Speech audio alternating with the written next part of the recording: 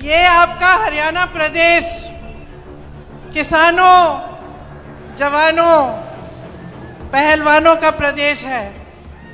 यहाँ आकर बहुत खुशी होती है, बहुत गर्व महसूस होता है। दिल्ली तो पास में ही है, आना जाना काफ़ी हो जाता है। मेरे बच्चे गुड़गांव में पढ़े। मेरा अपना भी अनुभव है आपके प्रदेश का। मेरी बहनें बैठी हैं। कुछ सालों पहले, लगभग 8 साल पहले, मेरी बेटी शायद 15-16 साल की थी, तब वो हरियाणा प्रदेश के लिए बास्केटबॉल खेली। तो वो भी खेल कूद में तेज है। जब उसको यहाँ आना था एक कैंप के लिए, सर्दी का समय था, मैं भेजना चाह रही थी कि जाए, बाकी बच्चों के साथ अच्छी तरह से खेले, सीखे। तो मैंने कहा मैं छोड़ आती हूँ। मैं यहाँ आई। सोनेपत के पास एक जगह थी जहाँ पे स्कूल में एक कैंप था, कोचिंग का कैंप था। तो सुबह छोड़ना था और शाम को बेटी को घर ले जाना था। तो मैंने सोचा अगर मैं कैंप में जाऊंगी तो सबको पता चलेगा कि ये किसकी बेटी है। तो मैंने सोचा कि इससे अच्छा मैं थोड़ा दूर उसको छोड़ देती हूँ, वो चली जाएगी और शाम को मैं आके ले लूँगी, तो किसी को पता नहीं चलेगा कि मेरी बेटी है। सब की तरह समान तरह से उसके साथ व्यवहार होगा। तो मैंने बेटी को छोड़ दिया सुबह पाठशाला में। यहाँ सोनेपत के पास एक सरकारी पाठशाला थी शायद, और मैंने सुरक्षा कर्मियों को कहा कि अपनी गाड़ी हम किसी खेत के पास लगा देते हैं, गाड़ी में रुक जाएंगे पूरे दिन। तो बैठी थी मैं गाड़ी में, कुछ 1-2 किलोमीटर दूर था पाठशाला से, और मैंने खेतों में देखा कि एक दादाजी खेत में काम कर रहे हैं। तो मैंने सुरक्षा कर्मियों को कहा आप यहीं ठहरो, मैं जाके ज़रा बात करती हूँ। मैं चली गई खेत में उनसे बात करने के लिए। उन्होंने मुझे पहचाना नहीं, सुरक्षा कर्मी दूर थे। बातचीत हुई, मैंने कहा मुझे सिखा दीजिए कटाई करना। कटाई कर रहे थे तो थोड़ा सिखाया मुझे, थोड़ी सी कटाई मैंने उनके साथ कर ली। उन्होंने सोचा होगा ये शहर की लड़की है, थक गई होगी, धूप बहुत है। तो कहा कि बेटा घर चलो मेरे साथ, घर में चाय पिलाएंगे, थोड़ा सा आराम कर लेना। मुझे भी लगा कि पूरे दिन इंतज़ार करना है, तो चलो इन्हीं के घर चले जाती हूँ, दादू जी के साथ चली जाऊँगी, वहीं बैठ जाऊँगी, पूरा दिन इंतज़ार करना है मुझे। तो दादू के साथ मैं घर चली गई। मुझे घर ले गए अपने। घर में दादी जी थी, छोटे छोटे बच्चे थे, बहुएं थी। मुझे खाना खिलाया, पराठे बनाए, चाय पिलाई, सारी बातें बताई कि कौन कहाँ पढ़ता है, कौन किसकी नौकरी कहाँ है, सारी चीज़ें मुझे एकदम अपना लिया। मतलब अभी अभी मिले थे, मुझे जानते नहीं थे, अपने परिवार समान घर ले गए, अपनाया। मुझे भी बहुत अच्छा लगा। खूब बातें हुई कि किस तरह से क्या करते हैं, क्या होता है, अपना जीवन कैसे गुजारते हैं। तभी 4-5 घंटे बीत गए, मुझे पता भी नहीं चला। 4-5 घंटों बाद उनका बेटा घर आया। अब इत्तेफाक से उनके बेटे ने रायबरेली में काम किया था, तो मुझे देखते ही पहचान लिया और कहा कि आप तो प्रियंका हैं।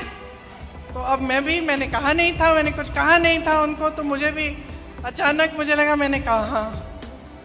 तो फिर तो सबने और भी गले लगाया, और फिर दादी जी की बात की, पिताजी की बात की, और हमारी एक दोस्ती हो गई।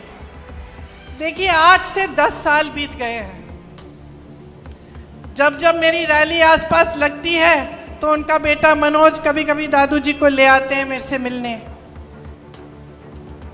कभी कभी मेरे घर भी आते हैं। जब जब मेरे घर आए तब कभी खाली हाथ नहीं आए, गन्ना लाए, घी लाए, बच्चों के लिए कुछ ना कुछ लाए, कपड़े लाए। और दादी जी सीधे मेरी रसोई में गई और पराठे बनाने लग गई, सबके लिए खाना पकाया। तो एक अपनापन जो था वो एकदम बन गया।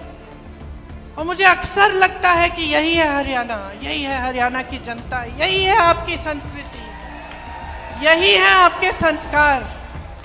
और एक और बात बता देती हूँ कि उन 8 सालों में मेरे से एक चीज़ नहीं मांगी। कुछ भी मांग सकते थे, जब हमारी सरकार थी केंद्र में तो ठीक है, लेकिन सरकार न होते हुए भी कुछ भी मांग सकते थे, ये नौकरी दिलवा दो, एक काम करा दो। कुछ नहीं मांगा आज तक मेरे से, सिर्फ मुझे प्रेम दिया है। और मैं समझती हूँ हमेशा कि जो आपका प्रदेश है और मेरा परिवार है, उसके बीच जो रिश्ता रहा है, उसी का प्रतीक ये मेरा एक छोटा सा रिश्ता जो इस एक परिवार के साथ है वो है। एक और बात बताती हूँ, मेरी बच्ची फिर हरियाणा के लिए खेली और उसके साथ 10 और लड़कियां थीं जो उसकी टीम में थीं। यहाँ से दूर जाना था पौंडीचेरी, चेन्नई से भी आगे, मद्रास से भी आगे। वो लड़कियां गई, मैं भी साथ साथ चली गई। मैंने कहा मम्मी हूँ, जाना चाहिए। बाकी एक और लड़की थी जिसकी माताजी साथ में थी। बाकी सारी जो लड़कियां थी गांव की लड़कियां थी, खूब मेहनत करके आगे बढ़ी थी। उनके माता पिता नहीं आए उनके साथ। वो वहाँ पे 4-5 जो टूर्नामेंट थी उसके लिए उन्होंने संघर्ष किया। बहुत गर्मी थी उस समय, मेरे ख्याल से 44-45 डिग्री की गर्मी थी। और जो मेरी बेटी की टीम की कैप्टन थी उसका नाम रितिका था। छोटी सी लड़की थी, विनेश की तरह, तुम्हारी तरह छोटे बाल थे उसके। 102 बुखार था उस लड़की को, लेकिन वो खेलती रही, रुकी नहीं। डांट खाई उसने अपने कोच से। टीम को जिताने के लिए उसने इतना परिश्रम किया। मेरी बेटी घर आके मुझे कहती है, माँ 102 बुखार था उसको, अगर मुझे बुखार होता तो तुम घर ले आती, बोलती कि ले जाओ अभी नहीं खेलना है। वो अकेली थी, वो लड़ी, संघर्ष किया उसने। हमारी पूरी टीम उसके साथ खड़ी थी, लेकिन वो अकेली लड़की 102 बुखार लेकर वो खेलती रही, वो रुकी नहीं। तो मैं समझती हूं कि हर लड़की, हरियाणा की हर लड़की के दिल में ये आग है। हर बेटी ने संघर्ष किया है अपने अपने तरह से। आप सब बड़ा करते हो, पालते हो, पोसते हो, किसी कैंप में भेजते हो, स्पोर्ट्स के लिए भेजते हो, आगे बढ़ाने के लिए आप संघर्ष करते हो, भरोसे के साथ भेजते हो। मैंने भी जब जब अपने बच्चों को भेजा है, चाहे स्कूल में, पाठशाला में, कोचिंग कैंप में, तो कुछ भरोसा होता है अध्यापकों पे, कोच पे, आगे जो संस्था है उस पे भरोसा होता है कि चलो हम भेज रहे हैं अपने बच्चों को, आप कम से कम हमारे बच्चों की हिफाजत कर लोगे। बच्चा भी देश के लिए, प्रदेश के लिए लड़ रहा है, संघर्ष कर रहा है, खेल रहा है। पूरे देश को गर्व होगा अगर जीतेगा, तो उसकी हिफाजत करिए। यही उम्मीद रखते हैं माँ बाप, है ना? माताएं बैठी हैं बहुत, यही उम्मीद रखती हैं आप। विनेश के साथ भी ऐसा ही हुआ कि उसके माँ बाप ने भी पूरे भरोसे के साथ उसको भेजा, संघर्ष किया, लड़ी, ओलंपिक्स तक पहुंच गई और उसका संघर्ष का फल भी उसे मिला, मेडल मिला। पूरे देश को गर्व महसूस हुआ, पूरा देश खुश हुआ, सबने कहा हमारी बेटी है। जीत के समय आई, प्रधानमंत्री जी ने घर बुलाया, चाय पिलाई, फोटो खिंचवाई। भाजपा के तमाम नेता, सारे जितने भी भाजपा के लोग थे, सबने कहा कि देखो मोदी जी हैं तभी मेडल जीत रहा है भारत। पूरी मीडिया ने भी कहा, सब खुश थे, सबको गर्व था। हम लोगों ने देखा नहीं, कोई फर्क नहीं पड़ता कौन सी पार्टी नहीं है, हमारे देश के लिए कोई मेडल लाया है। और इतना संघर्ष करके हमारी लड़कियां, हमारी बहनें गई हैं, हम सबको गर्व महसूस हुआ। लेकिन फिर क्या हुआ? वो भरोसा तोड़ा गया। वो भरोसा जिसके साथ विनेश के माँ बाप ने उसको भेजा होगा, वो भरोसा जो विनेश के दिल में था अपनी सरकार के प्रति, अपने ओलंपिक्स के एसोसिएशन के प्रति, जिसके साथ वो इतनी दूर किसी और देश में जा रही थी अकेले, वो भरोसा टूटा। और क्यों टूटा? क्यों टूटा? क्योंकि विनेश और उसके साथियों के साथ अन्याय किया गया। और जब विनेश ने अन्याय देखा तो वो खड़ी हो गई। और ये भी हरियाणा का स्वभाव है, ये आपका स्वभाव है, ये आपकी संस्कृति है, ये आपकी परंपरा है। आपने अपने बच्चों को इसी परंपरा के तहत बड़ा किया है। दीपेंद्र जी ने कहा, और आप सब जानते हैं, यहीं पे कुरुक्षेत्र की भूमि में, हरियाणा में भगवान श्री कृष्ण ने भगवत गीता का प्रवचन दिया। और क्या कहा था उस समय कि जब जब अन्याय होगा, जब जब इस दुनिया में अन्याय होगा, तो सच्चाई और न्याय की आवाज उठेगी। मैं प्रकट होऊंगा, भगवान प्रकट होंगे और अन्याय के खिलाफ लड़ेंगे। ये आपकी परंपरा है। तो जब हम विनेश की बात करते हैं, सिर्फ विनेश का संघर्ष नहीं था, ये सिर्फ एक महिला का संघर्ष नहीं था, ये आप सबका संघर्ष है, ये आप सबकी लड़ाई है। जब इनके साथ अन्याय होता है, आप सबके साथ अन्याय होता है, आप सबका भरोसा टूटता है, आप सबके साथ विश्वासघात होता है। और आपकी परंपरा रही है, भगवत गीता की सीख से ही महात्मा गांधी जी ने हमारा स्वतंत्रता संग्राम चलाया। आज उनका जन्म दिवस है। आज अगर हम उनको याद करते हैं तो हमें एक बात याद आती है, सत्यमेव जयते, अहिंसा, सत्य। और कहाँ से मिली उनको ये बातें? भगवत गीता से मिली, भगवान श्री कृष्ण के प्रवचन से मिली, उनके संदेश से मिली। अभी नवरात्रि शुरू हो रहे हैं, दशहरे पे हम किस चीज की विजय मना रहे हैं? न्याय की विजय मनाने जाएंगे। अन्याय के खिलाफ न्याय की विजय, असत्य के खिलाफ सत्य की विजय मनाने जा रहे हैं। तो ये हमारी महान धार्मिक परंपरा है, और खास तौर से यहाँ आपकी धरती की। और आज आपके साथ हर स्तर पर विश्वासघात हो रहा है, हर स्तर पर अन्याय हो रहा है। मैंने कहा, किसानों की धरती है, जवानों की धरती है, पहलवानों की धरती है। किसानों के साथ कितना अन्याय हुआ।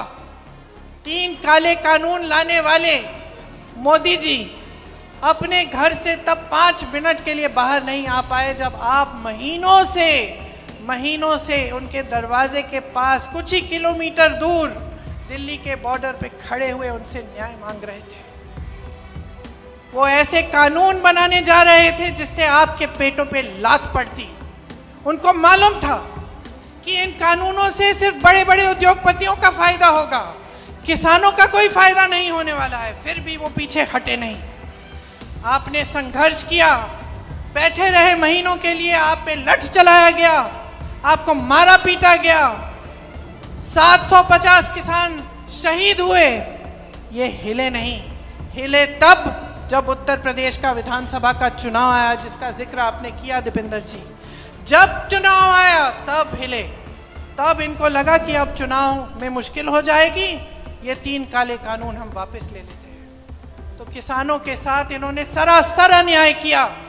एमएसपी की बात करते हैं और फिर उन उपजों पर एमएसपी देते हैं जो आप यहाँ पे उगाते ही नहीं हैं।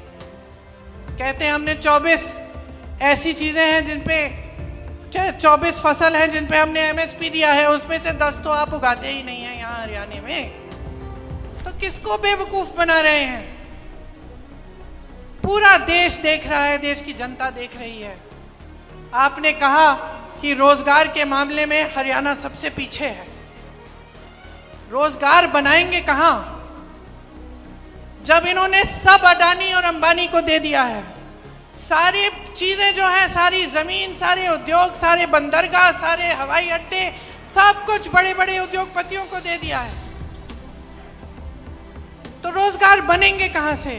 जो आपके छोटे मोटे बिजनेस होते थे, जहां से रोजगार बनते थे, जो खेती किसानी थी, वहां से आज रोजगार नहीं बन सकते हैं। तो ये रोजगार देने का काम कर ही नहीं सकते, क्योंकि इनकी नीतियां ही इसके खिलाफ हैं, आपके खिलाफ हैं। इसीलिए अग्निवीर जैसी स्कीमें निकालते हैं, जिससे आप अपने बच्चों को, जब नौजवानों को आप सरहद पे भेजते हैं देश के लिए शहीद होने के लिए, और उनको बताया जाता है कि अगर तुम शहीद हो जाओगे तो तुम्हारे माँ बाप को पेंशन नहीं मिलेगा। बताया जाता है कि जाओ 4 सालों के लिए सेना में भर्ती हो जाओ और 4 साल बाद वापस आ जाओ, फिर से बेरोजगार बनो और फिर से नौकरी ढूंढने निकलो। ये दिया है आपको मोदी जी ने। आपको ये एक फैमिली आईडी दे दी, पहचान पत्र जिसमें परिवार के हर सदस्य का नाम, हर सदस्य की आमदनी चाहिए इनको। मैं मिली थी कुछ लोगों से भैया के साथ 2 दिन पहले, वो बता रहे थे कि जब से ये आईडी आया है तब से मुसीबत ही मुसीबत है। सबकी आमदनी जोड़ दी है और कईयों की आमदनी नहीं है, वो उसमें झूठी आमदनी डाल के जोड़ दी और फिर कह दिया कि ना तुम्हारा बच्चा सरकारी स्कूल में पढ़ सकता है क्योंकि तुम्हारी तो आमदनी बहुत है, या कह दिया कि जो किसान को सुविधाएं मिलती हैं वो तुम्हें मिलेंगी नहीं क्योंकि तुम्हारी आमदनी बहुत है। तो इस तरह से आपको गुमराह करने का काम किया है। 10 साल हो गए, 10 सालों से सिर्फ और सिर्फ आप अन्याय देख रहे हो, नौजवानों के साथ, पहलवानों के साथ, किसानों के साथ, महिलाओं के साथ। तो बचता क्या है? भगवान ने कहा कि जब जब अन्याय होगा तो न्याय की लड़ाई लड़ने के लिए आपके बीच उतरेंगे। लेकिन ये भगवान तो आपके दिल में भी तो है, यही भगवान आपके दिल में है, तो कब खड़े होगे इस अन्याय के खिलाफ? विनेश खड़ी हुई, बड़े बड़े नेताओं ने इसका साथ छोड़ दिया, मोदी जी ने नहीं बुलाया चाय पे, आए भी नहीं इनसे मिलने के लिए, बात करने के लिए, लेकिन इस देश की जनता खड़ी हो गई विनेश के साथ। आप खड़े हुए विनेश के साथ, क्योंकि आपके दिल में सच्चाई है, आपके दिल में भगवान है। तो अब वो मौका आ गया है, फिर से वही कुरुक्षेत्र की लड़ाई, वही अंग्रेजी साम्राज्य के खिलाफ लड़ाई, कोई फर्क नहीं है। आज ये लड़ाई आपकी लड़ाई है, अन्याय के खिलाफ, असत्य के खिलाफ, दुष्टों के खिलाफ लड़ाई है।